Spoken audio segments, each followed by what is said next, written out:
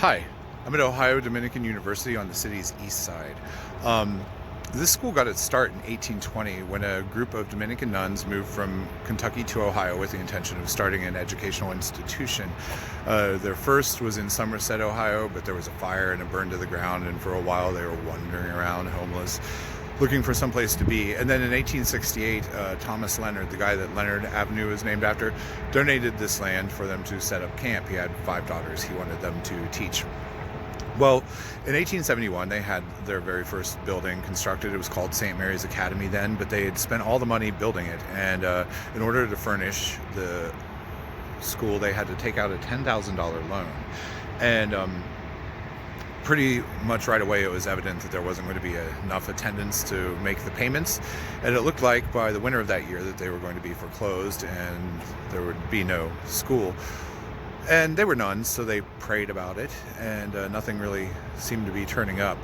But then just a couple days before Christmas, it was a really bad blizzard hit Columbus and everyone was snowed in. So the nuns were quite startled whenever there was a knock at the door that night, and they answered, and it was a couple who had arrived by a horse-drawn sleigh.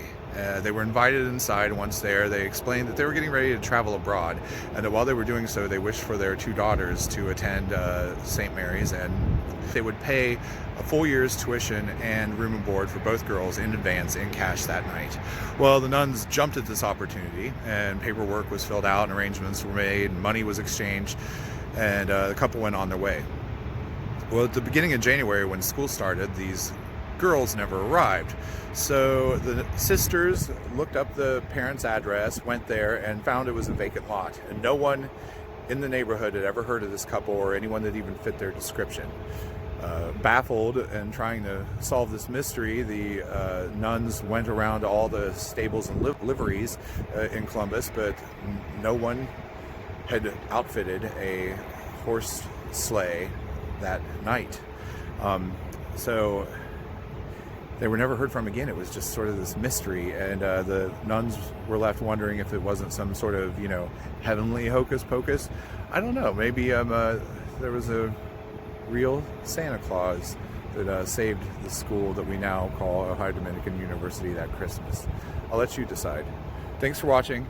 Have a safe and happy holiday. Good night.